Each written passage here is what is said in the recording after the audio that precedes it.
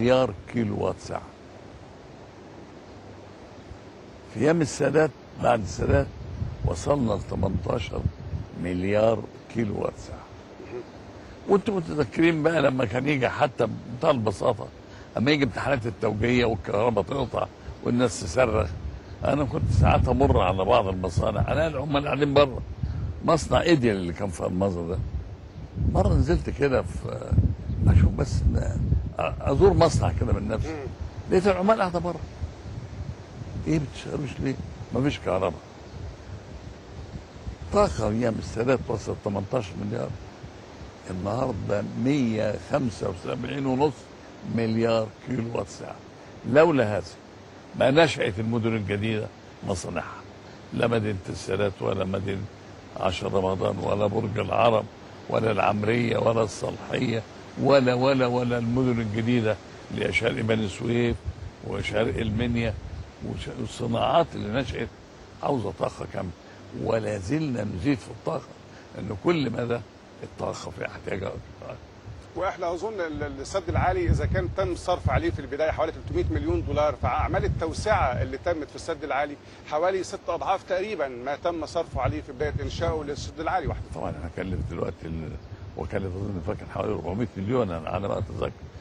دلوقتي تكلف قد في الصيانه بتاعته واللي جرى في التربينات قد اللي اتصرف عليه 6-7 مرات.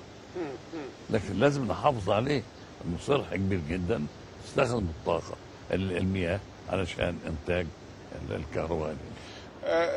سيد الرئيس، في اثناء اللقاء حضرت حضرتك واشرفت على توزيع المساكن للشباب، الحديث عن التطور الحادث فيما يتعلق بالظهير الصحراوي، التنميه والتطوير اللي حاصل في مدن الصعيد.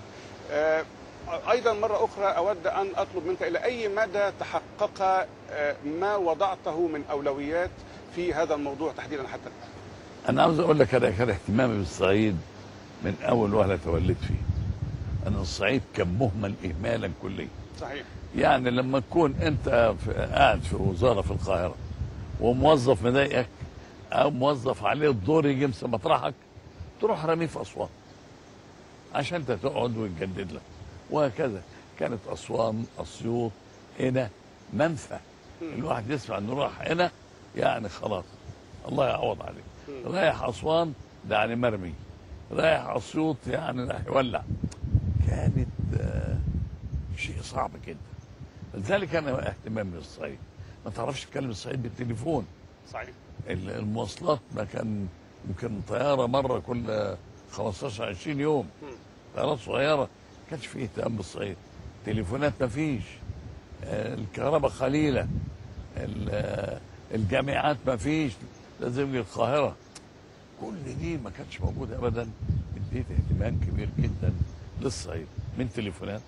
واظن دلوقتي تقدر تكلم اي بلد في الصعيد، تكلم الوادي الجديد وانت قاعد في بيتكم، تكلم الكويت، تكلم المانيا، تكلم حتى من اي قريه، اي قريه صعيديه صغيره، ومن اي صعيديه او غير صعيديه في جمهوريه مصر العربيه.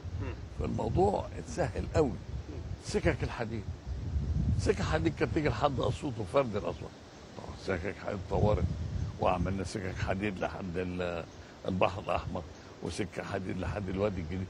في تطورات كثيره جدا اتعملت على الصعيد. الصعيد نسبه الزياده في السكانيه عنده عاليه شويه، ويحتاجوا بيوت، وان يحتاجوا وظائف، ويحتاجوا مدارس التعليم. يعني اقدر اقول لك ان مدارس التعليم في مصر، مدارس الاولانيه كان كل المدارس الامنيه 14,000 مدرسه. دلوقتي عدينا ل 40,000 مدرسه ولا زالت غير كافيه. الجامعات، واحد في اسوان عاوز يخش كليه طب، كليه لازم يروح القاهره. يا القاهره يا عين شمس، حلوان دي اخيرا اتعملت، اسيوط اتعملت بس متاخره قوي ما تستوعبش كله. دلوقتي الجامعات موجوده في كل حته، ولا زالت اسوان بتهدف الى جامعه غير الجامعات الخاصه. السكان بتزيد والناس عاوزه تتعلم، والعلم مهم جدا للتقدم. لاحظت ايضا سيد رئيس ان متابعتك الدقيقه لما يتم التكليف به خصوصا فيما يتعلق بمساله البناء للشباب لمحدود الدخل، وهناك متابعه دقيقه منك لهذه الامور حاضره في ذهنك دائما. انا دايما حريص على الراجل الغلبان. اقول لك بصراحه، القادر عارف طريقه، اما الراجل غير قادر بيلجأ لي واعطف عليه بشكل ما تصور. يعني اما الاقي واحد عيان، انا مره كنت في اسكندريه وراجع بالعربيه المغرب كده، لقيت راجل جنب سور مستشفى المواساه قاعد وابنه زي ما يكون بيبكي. بعد ما عديت بالعربيه رجعت تاني. ايه يا تعالى يا حاج، ايه مالك؟ ابن عيان وما حدش في المستشفى ده دخل.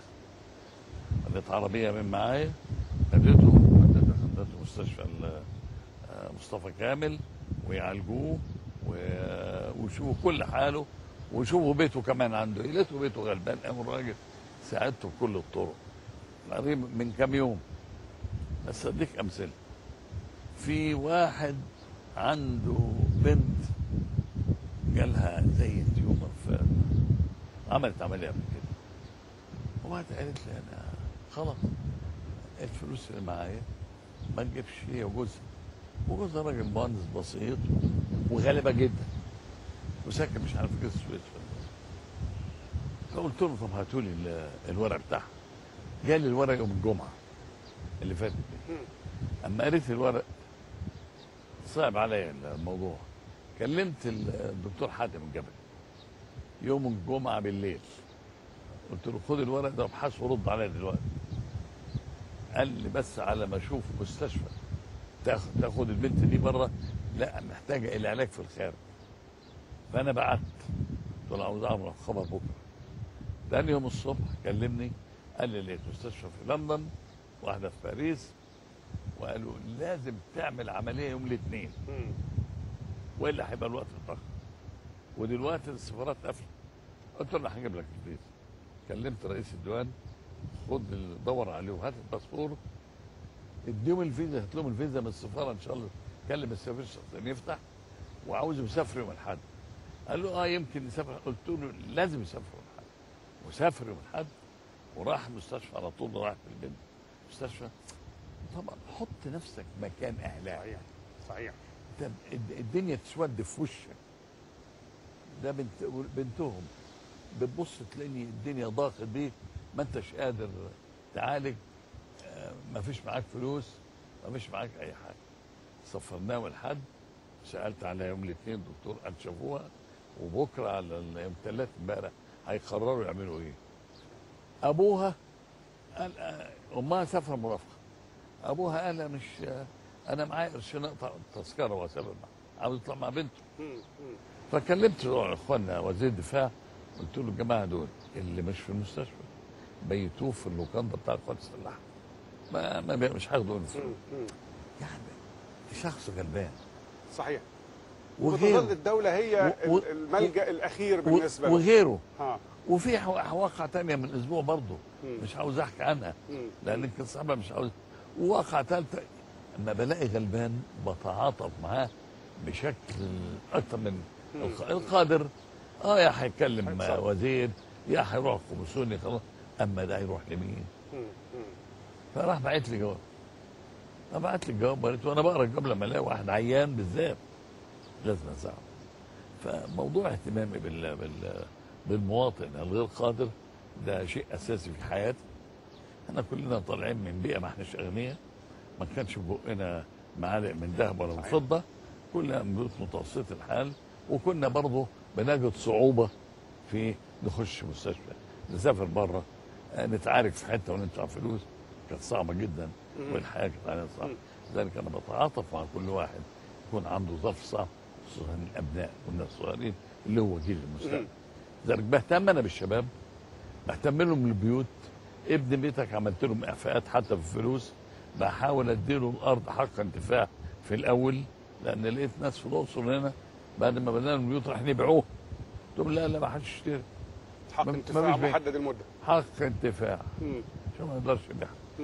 فعندي المبدا لازم اساعد الراجل القادر بكل ما أصاب. مرة برضه زمان واحد موظف صغير ابنه مسافر يتعالج، عاوز يتعالج، طلعت له قرار في يوم، كان القرار عندي